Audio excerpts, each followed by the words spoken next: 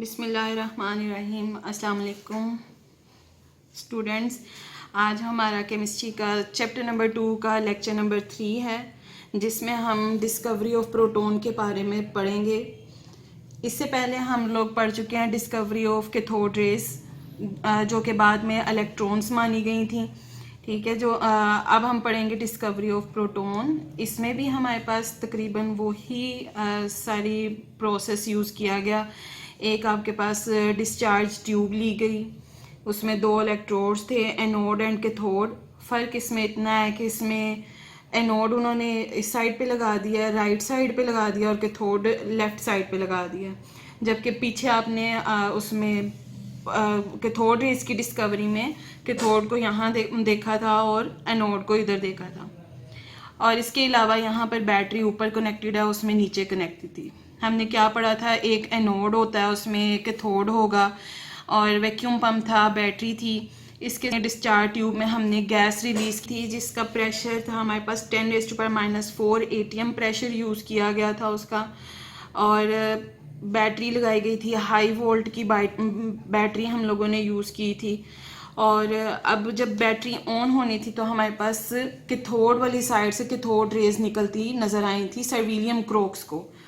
अब इसमें क्या होगा, सर विलियम क्रोक्स का एक्सपेरिमेंट देख के गोल्डस्टाइन को भी थोड़ा सा जोश आया। उन्होंने भी 1886 में सर्च किया कि इसमें डिस्चार्ज ट्यूब में कैथोड रेज के अलावा कुछ और पार्टिकल्स भी मौजूद हैं, जो कि कैथोड में से गुजरकर कैथोड की दूसरी साइड पर लाइट प्रोड्यूस कर रहे हैं।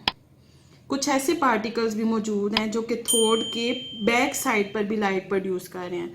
हमने पिछली डायग्राम में यहाँ पर कैथोड देखा था, तो जिसमें कैथोड रेज इस तरह से निकल रही थी। यहाँ पर कैथोड इस तरफ है लेफ्ट साइड पे, और यहाँ पर सीधी डायरेक्शन में मूव कर रही है, लेकिन लाइट यहाँ भी डिस्चार्ज ट्यूब के साइड पे भी प्रोड्यूस हो रही हैं, जिसकी वजह से गोल्डस्टाइन ने सोचा कि कुछ ना कुछ अंदर और भी पार्टिकल्स हैं जो कि कैथोड के बैक साइड पे भी लाइट प्रोड्यूस कर रहे हैं। इसके लिए फिर गोल्डस्टाइन ने 1886 में कैथोड यूज़ किया, परफोरेटेड कैथोड मींस सुराखदार। ये आपको इस पे तस्वीर में सुराख नज़र आ रहे होंगे, सुराखदार कैथोड यूज़ किया।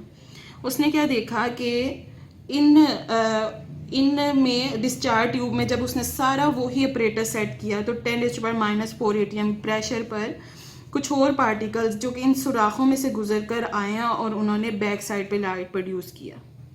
और उन्होंने इन शुआओं को, इन पार्टिकल्स को किनाल रेज का नाम दे दिया। फिल वक्त ये पार्टिकल्स नहीं हैं, दीज आर किनाल रेज, ये किनाल रेज हैं। These rays travel in opposite direction, ये हमारे पास ऑपोजिट साइड पे, या पॉजिटिव चार्ज देख रहे हैं, ये ऑपोजिट साइड पर मूव कर रहा है, और इन सुराखों में से, परफोरेटेड कैथोड के सुराखों में से गुजर कर डिस्चार्ज ट्यूब के बैक में लाइट प्रोड्यूस कर रहा है। इसको उसने किसका नाम दे दिया, किनाल रेज का। अच्छा, यहाँ तक किनाल रेज का नाम देने के बाद उसने फिर इसकी प्रॉपर्टीज़ आगे डिस्कस करना शुरू की। प्रॉपर्टीज़ में हम देखेंगे सबसे पहली प्रॉपर्टी क्या आ जाती है।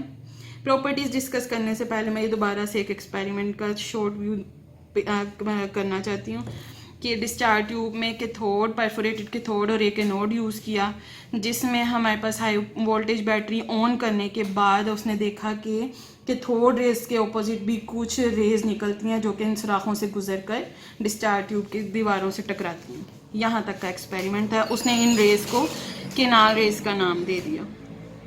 अच्छा, अब हम आगे इसकी प्रॉपर्टीज़ डिस्कस करते हैं। प्रॉपर्टीज़ हमारे पास क्या होंगी, the properties of these rays are this. पहली वही बात आ जाएगी डायरेक्शन की। सबसे पहले डायरेक्शन की बात आ जाएगी हमारे पास। जैसे हमने कैथोड रेज में भी पढ़ा था, these rays travel in straight line perpendicular, उसमें हमने पढ़ा था perpendicular to the cathode surface.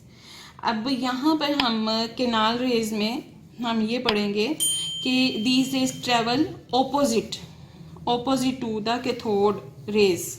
Cathode rays के ये ऑपोजिट साइड पर मूव करती हैं, और ऑपोजिट साइड पर यही लिखा हुआ है, these rays travel in straight line in direction opposite to the cathode rays. Cathode rays के ये ऑपोजिट डायरेक्शन पे मूव कर रही हैं। सिंपल, इतना सही। सेकंड इफेक्ट आप पढ़ेंगे इसका, effect of magnetic and electric field. Electric field का इफेक्ट पड़ेंगे। यही हम यूज़ कर लेते हैं ये यहाँ पर इलेक्ट्रिक एंड मैग्नेटिक फील्ड का। अच्छा, मैं पिछले लेक्चर में इलेक्ट्रिक एंड मैग्नेटिक फील्ड को डिस्कस कर चुकी हूँ। इलेक्ट्रिक फील्ड क्या थी कि जहाँ तक एक चार्ज का असर होता है, इफेक्ट होता है। अब आप छोटी सी एग्जांपल मैं देती हूँ। मैग्नेटिक फील्ड जहाँ तक एक मैग्नेट का असर होता है। अब आपको एक मैं छोटी सी एग्जांपल देती हूँ कि ये मैग्नेट है ना, एक लिमिट तक लोहे को अपनी तरफ खींचता है, एक एरिया में, एक खास एरिया में। यहाँ पर फॉर एग्जांपल यहाँ पे हम अगर लोहे को लेके आते हैं ना, ये इसको जल्दी से अट्रैक्ट कर लेता है। जब हम इसको थोड़ा सा दूर लेके जाते हैं तो मैग्नेट का और लोहे का कोई कॉन्टेक्ट नहीं रहता। ऐसी कंडीशन में ये फील्ड से बाहर हो जाता है। ये आयरन जो हमारा है ये फील्ड से बाहर हो जाता है और इसके ऊपर इसका कोई फील्ड इफेक्ट नहीं हो रहा था। बहरहाल ये आपके पास electric field and magnetic field की कुछ इस तरह से कंडीशन थी। इसी तरह इलेक्ट्रिक फील्ड जहाँ तक करंट महसूस करें वो फील्ड होता है, जहाँ से ना करें वो फील्ड से बाहर हो जाता है। कहता है कि गोल्डस्टाइन ने सेकंड इसकी डिस्कवरी में क्या बताया कि जब हम किनाल रेस को इलेक्ट्रिक या मैग्नेटिक फील्ड में रखते हैं तो ये नेगेटिव साइड पे बेंड हो जाता है, नेगेटिव प्लेट की तरफ बेंड हो जाता है, जो इस बात को शो करता है कि इनके ऊपर पॉजिटिव चार्ज होगा। हमने पिछले लेक्चर में भी ये बात की कि ऑपोजिट चार्जेस एक दूसरे को अट्रैक्ट करते हैं, जिसकी वजह से हमें पता चलता है कि अगर ये नेगेटिव साइड पे बेंड हो रहा है तो इसके ऊपर यकीनन पॉजिटिव चार्ज होगा। और कैथोड रेज पॉजिटिव साइड पे बेंड हुई थी तो हमें पता चला था कि उनके ऊपर नेगेटिव चार्ज होगा। Their deflection in electric and magnetic field prove that these are positively charge. Next आ जाता है the nature of canal rays depend upon the nature of gas present in discharge tube. Third point में वो बता रहा है कि हमने इसमें गैस रिलीज की कितने प्रेशर पर, 10⁻⁻⁴ एटीएम प्रेशर पर। गैस हम इसमें बेटा कोई भी यूज़ कर सकते हैं, कोई भी हाइड्रोजन, हीलियम, नाइट्रोजन, ऑक्सीजन, जो सी भी गैस यूज़ हो रही है। वो कहता है, गोल्डस्टाइन कहता है कि इस डिस्चार्ज ट्यूब में गैस की नेचर पर डिपेंड करेगी प्रॉपर्टीज़। ये सारी की सारी प्रॉपर्टीज़ जो हैं इन गैस की नेचर्स पर डिपेंड करेंगी। ठीक है। अच्छा, आगे जिस तरह आप लोगों ने पीछे देखा कि हमने सोचा कि कैथोड से चूंकि ये शुआएं निकल रही हैं इसलिए इनका नाम कैथोड रेज है। कुछ इसी तरह से हम अब भी सोच रहे हैं कि ये शुआएं भी पॉजिटिवली चार्ज हैं, एनोड पॉजिटिवली चार्ज होता है तो इधर से ये शुआएं भी निकल रही होंगी, एनोड से ही निकलती होंगी, जो कि हमारे पास कैथोड रेज के ऑपोजिट डायरेक्शन पे मूव कर रही है। ये बात हालांकि गलत है, हमारी सोच ऐसी नहीं जानी चाहिए। इसका सही सोच यूँ है कि गैस डिस्चार्ज ट्यूब में जो हमारे पास गैस मौजूद है, जो हमने गैस रिलीज़ की 10⁻⁻⁴ एटीएम प्रेशर पर, इस गैस के मॉलिक्यूल्स होते हैं जिसको उसने बुक में इक्वेशन m से रिप्रेजेंट किया गया हुआ है, m।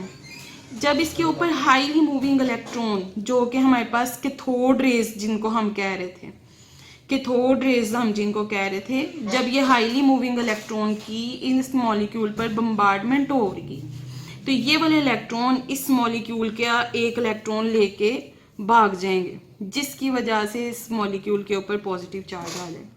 ये पॉजिटिव चार्ज वाले मॉलिक्यूल जिनको हम किनाल रेज कह रहे हैं, इनको हम किनाल रेज कह रहे हैं। These canal rays are not originate from the anode but these are originate from the gas molecules present in discharge tube.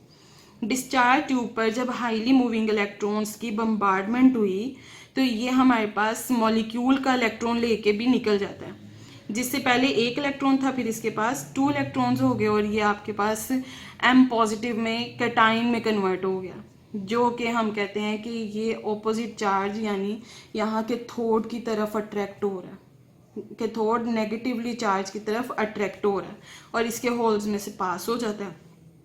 ये वाली बात याद रखने की है हमेशा के 4th पॉइंट में कि हमारे पास ये रेज किनाल रेज एनोड से ओरिजिनेट नहीं हो रही हैं, बल्कि ये हमारे पास गैस मॉलिक्यूल्स पर इलेक्ट्रॉन की बम्बार्डमेंट से प्रोड्यूस हो रही हैं।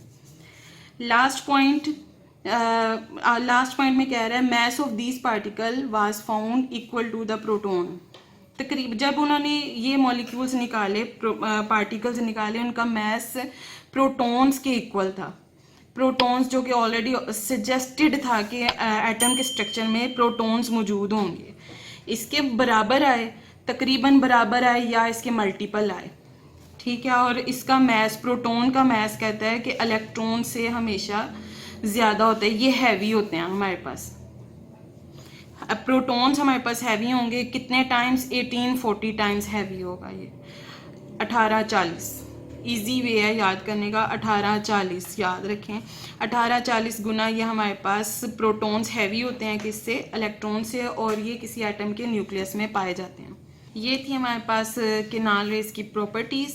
इसके साथ ही मैं इसकी आपको एक शॉर्ट समरी पेश करती हूँ प्रॉपर्टीज़ की। ये देखें जी, पहला पॉइंट था हमारे पास डायरेक्शन का याद रखना है आपने। These rays travel in straight line opposite to the cathode surface. Second point में आप लोगों का आ जाएगा effect of electric and magnetic field. और थर्ड पॉइंट में हमारे पास आ जाता है नेचर डिपेंड कर रही है गैस पर, जो हमारे पास केनाल रेज की नेचर डिपेंड कर रही है nature of gas present in discharge tube, उस पर।